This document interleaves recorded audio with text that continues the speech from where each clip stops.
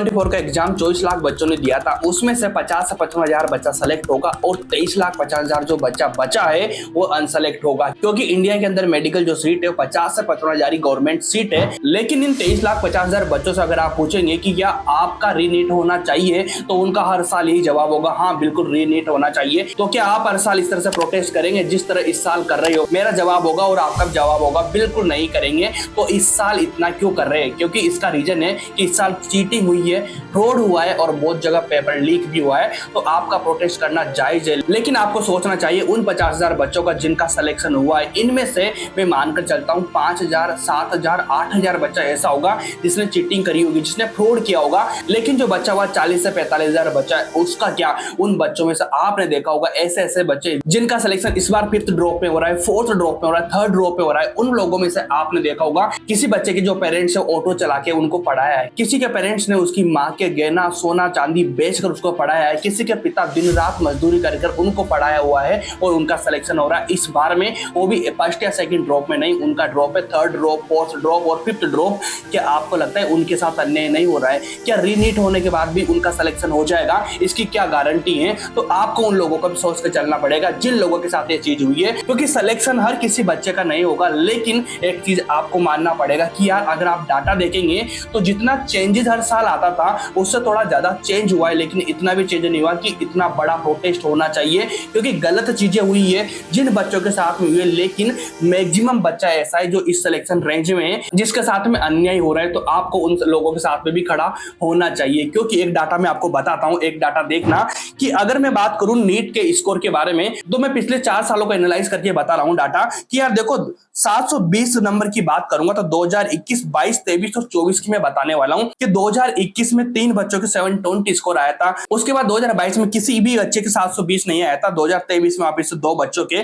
और 2024 में 67 बच्चों के 720 आया। इसका रीजन भी था ग्रेस मार्क्स और कुछ बच्चों का था पेपर लीक्स। लेकिन मैक्सिमम बच्चों ने जिनका चीटिंग किया है उनका 720 नहीं आया है, जिनका ग्रेस मार्क्स था उन्हीं बच्चों का 720 आया जो रिमूव हो चुका है। उसके बाद अगला डाटा देखेंगे 710 पे, 700 पे, 690 पे, तो आप देखेंगे यहाँ पे 23 बच्चा था, 12 था, 48 था, यहाँ पर 500 बच्चा था। इस तरह से आप नीचे आएंगे तो 660 तक आप पहुंचेंगे तो यहाँ पे 4800 बच्चा था 2023 में, और 2024 की बात करें तो 20,000 बच्चा बढ़ गया है। तो यहां से जाएंगे नीचे जाते जाते आपका स्कोर बढ़ता जाएगा। और आप बात करेंगे 600 प्लस की, तो जब आपका 29,000 के आसपास बच्चा आया करता था, इस बार वो बच्चा पहुंच गया 81,000 के पार। तो मुझे बताओ क्या जो रीनीट के बारे में आप बात कर रहे हैं या फिर पेपर लीक के बारे में आप बात कर रहे हैं, तो मुझे इतना बता दो क्या 600 प्लस जो बच्चा था वो 81,000 के आसपास बच्चा है? क्या सारे बच्चों ने पेपर का चीटिंग करा है? क्या सारे बच्चों ने ही ग्रेस मार्क्स मिले हैं या फिर सारे बच्चों ने चीटिंग करी थी? ऐसा बिल्कुल भी नहीं है। आपका भी जवाब होगा समझदारी भरा कि ऐसा नहीं है कि सारे बच्चों ने चीटिंग करी है। अब आपको लग रहा होगा कि 600 प्लस वाले बच्चों ने चीटिंग कर ली, सारे बच्चों ने, तो क्या ऐसा कुछ पॉसिबल है? क्या आपकी कोचिंग में और आपके सहपाठी या फिर आपके साथ पढ़ने वाले या फिर आप खुद भी, क्या आप सारे लोगों ने चीटिंग करी है? ऐसा बिल्कुल भी नहीं किया है, क्योंकि ये वाला जो डाटा है इसके पीछे रीजन अलग होते हैं। रीजन से वाले होते हैं कि बच्चा हर साल बढ़ता जा रहा है, रिसोर्सेज हर साल बढ़ते जा रहे हैं और पेपर का लेवल उस लेवल का नहीं आ रहा है जैसा लेवल होना चाहिए नीट का, तो इसलिए पेपर बढ़ रहा है। अब आपको लग रहा है कि चीटिंग हुई है, चीटिंग हुई है, तो भाई चीटिंग तो मैं मानता हूं हुई है, लेकिन ऐसा नहीं कि सारे बच्चों ने चीटिंग करी होगी। इससे अफेक्टेड होंगे कुछ 1000, 2000, 3000, 5000 बच्चा, लेकिन क्या सारा बच्चा इस चीज में फंसा हुआ है? क्या बिल्कुल नहीं फंसा। तो आपको इस चीज को भी मान के चलना पड़ेगा।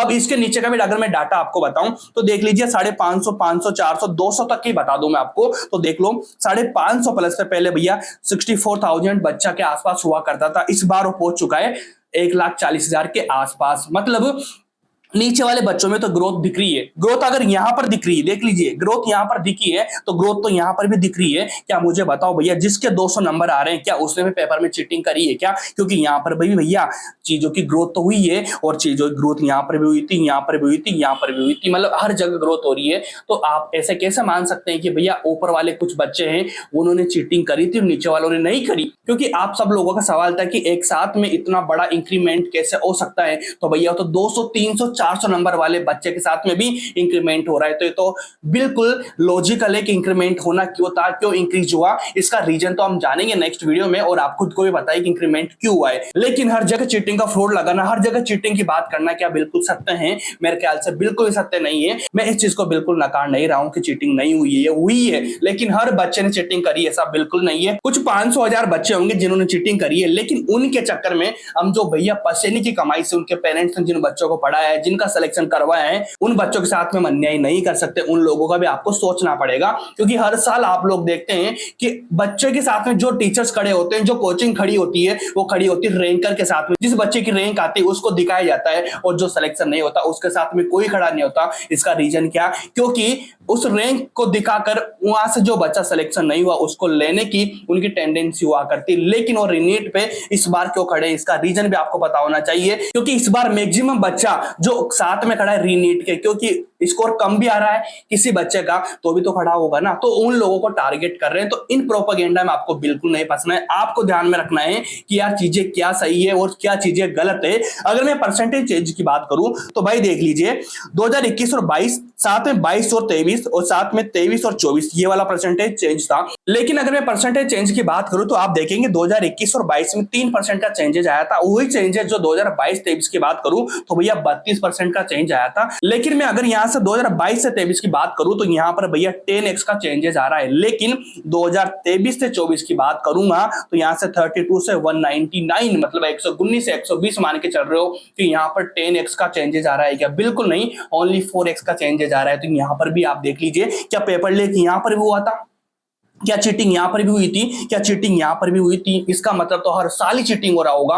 पिछले साल ये चीज क्यों नहीं हुई? क्योंकि एक चीज का ध्यान रख लेना, चीजें हवा में चल रही तो आपको हवा के साथ बिल्कुल नहीं चलना, आपको ईमानदारी से सोच के साथ में चलना पड़ेगा। ये चीज आपने देख ली। डाटाबेस मैंने बताया कि कैसे कैसे चीजें चेंज हो रही है। तो क्या इसका मतलब है कि हर बच्चे ने चीटिंग करी है? क्या हर साल चीटिंग होती है? क्या ये चीज आप लोग भी मान के चल रहे हैं कि आप खुद लोग भी हर साल चीटिंग करते हैं? क्या बिल्कुल नहीं करते होंगे चीटिंग तो। और आप लोग अपने आप पर खुद पर लेकर सोचेंगे तो आपको पता चलेगा कि चीटिंग हर साल नहीं हो रही है। कुछ चीटिंग जो हो रही है मिनिमम वो हर साल होती है, लेकिन उसका पता नहीं चलता। लेकिन क्या सारे बच्चे चीटिंग करते हैं? ऐसा भी बिल्कुल पॉसिबल नहीं होगा। मेरे ख्याल से तो ये चीज आपको मानना पड़ेगा। बस इसका इतना सा लॉजिक है, क्या 200 400 500 बच्चा चीटिंग करा होगा और कुछ 1563 बच्चे जो एनटीए ने बताए थे उनका ग्रेस मार्क्स मिला था, तो ये रिमूव हो ही चुका है। तो फिर इसके बाद चीटिंग करने वाले बच्चे बहुत कम बच्चे होंगे। जो अपनी मेहनत सेलेक्ट हुआ है बहुत ज्यादा बच्चा है और उनके साथ में भी आपको खड़ा रहना चाहिए, क्योंकि उनके साथ में उनकी पसीने की, उनके माँ बाप के, पेरेंट्स के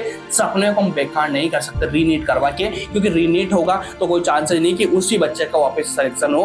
क्योंकि यार 1.5 से 2 महीने में उनके बीच में जो गैप लगा है, 1.5 से 2 महीने में जिन्होंने पढ़ाई नहीं करी है, किताबों से बिल्कुल दूर है। क्या एक सवाल मैं आपसे पूछना चाहता हूँ कि अगर मान लो इस बार रीनीट होता है तो क्या आप अच्छा कर पाएंगे? इसकी क्या गारंटी? जब पूरे साल पढ़ के अपने 400-500 नंबर आ रहे हैं और अभी 1.5 से 2 महीना होने वाला है, लेकिन अभी तक आपने कोई भी बुक अपने हाथ में नहीं ली, बुक से दूर दूर तक कोई रिश्ता नहीं है, तो क्या आने वाले 1 महीने में हम बहुत बढ़िया कर लेंगे? 1 महीने में आप 650-600 प्लस चले जाएंगे?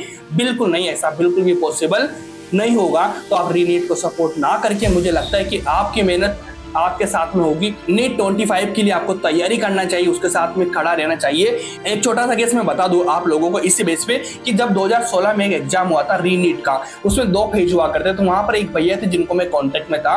उनका जो फर्स्ट फेज हुआ था नीट 2016 में, उनका स्कोर आ रहा था 516 नंबर आ रहा था। लेकिन जब सेकंड फेज हुआ था तो टीचर्स ने बोला कि इस बार कट ऑफ बढ़ेगा, आपको रीनीट दे लेना चाहिए, इससे आपका स्कोर बढ़ जाएगा तो ज्यादा बेटर होगा, ताकि सिलेक्शन होगा या नहीं होगा 516 पर कोई जरूरी नहीं है। तो उन भैया ने वो एग्जाम दिया और उनका जो स्कोर था वो आया भैया उनका 496 और कट ऑफ गया था 510 के अक्रॉस। तो उसका पहले सिलेक्शन हो रहा था, लेकिन उसके बाद उसका सिलेक्शन नहीं हुआ।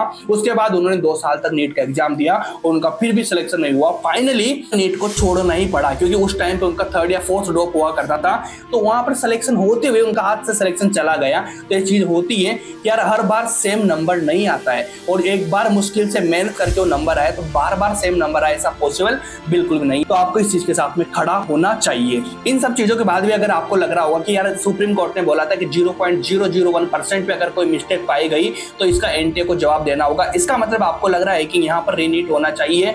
तो भैया ये जो बेस बनाया था वो बनाया जा रहा था 2015 के रीनीट के बेस पर। 2015 में सेम चीज बोली गई थी, वहां पर रीनीट या फिर री एआईपीएमटी हुआ था। इसका मतलब था कि यार वहां पर क्या हुआ था कि वहां पर सबसे पहली चीज मैं बता दूं कि उस टाइम पर रिजल्ट नहीं पब्लिश हुआ था, उसके पहले ये वाला डिसीजन लिया गया था। और वो डिसीजन लिया गया था कब? 15 जून को। उसके बाद री एआईपीएमटी का जो एग्जाम था हुआ था 25 जुलाई को। इसका जो रिजल्ट आया था आया था 17 अगस्त को। तो वहां पर लगभग 2 महीने का समय लग गया था। और वहां पर सबसे बड़ी चीज क्या थी, वहां ओनली 6.5 लाख बच्चा अपेयर हुआ करता था उस टाइम पर। आज अपेयर हो रहा है 24 लाख। और यहाँ पर आपको 2 से 2.5 महीने का समय बिल्कुल लगना चाहिए अगर रीनीट होता है तो इस चीज को भी आपको देखना पड़ेगा। पहले का सिनेरियो अलग था, आज का सिनेरियो अलग है। तो यहाँ पर रीनीट के चांसेस बनते भी नहीं है। और मुझे लगता है कि मेरी फाइनल एडवाइस आपको है कि आपको नीट 25 की तैयारी कर देना चाहिए। टाइम को वेस्ट मत करो। फाइनल डिसीजन आपका वही आएगा कि रीनीट नहीं होगा। और वहां से आप अपने 2 से 2.5 महीने गवा चुके होंगे। 2-2.5 महीने आपके बर्बाद हो चुके होंगे। बाकी लोग जिनको प्रिपरेशन करना है वो करना स्टार्ट कर दिए हैं और आप लोग इस चक्कर में फंसेंगे तो आपका ही लॉस होगा, किसी का लॉस नहीं होगा। तो मेरी ये उम्मीद है कि आपको अपनी ईमानदारी से खुद का सोच के काम करना पड़ेगा। मैं आपके साथ भी खड़ा हूं, उन लोगों के साथ भी खड़ा हूं। और ध्यान रखना, मैं चीज को जो बोल रहा हूं उस चीज को समझना। हवा में बातें जो चल रही है हवा के साथ बहना बिल्कुल बंद कर दो। अपने दिमाग से सोचना स्टार्ट कर दो, क्योंकि आपको पता है रीनीट होगा या नहीं होगा उससे आपका बड़ा फायदा नहीं होगा। आपको 25 के लिए प्रिपरेशन करना चाहिए, क्योंकि रीनीट होने से जिन बच्चों का सिलेक्शन हुआ है केवल उनका लॉस हो रहा होगा। जिनका सिलेक्शन नहीं हुआ उनका कोई लॉस या फायदा ही नहीं होगा। क्योंकि 1 से 1.5 महीने में 200, 250, 300 नंबर का जंप लाना बड़ी मुश्किल चीज है, जबकि आप 1 से 1.5 महीना किताबें छोड़ चुके होंगे। तो आपको इस चीज का ध्यान में रखना होगा। अगर आपको अच्छी लगी वीडियो और आप भी सपोर्ट करते हैं कि रीनीट नहीं होना चाहिए, इस वीडियो को लाइक करना और शेयर करना और सारे लोग मेरे साथ बने रहना। तो मिलते हैं नेक्स्ट वीडियो में, तब तक के लिए okay bye, thank you so much.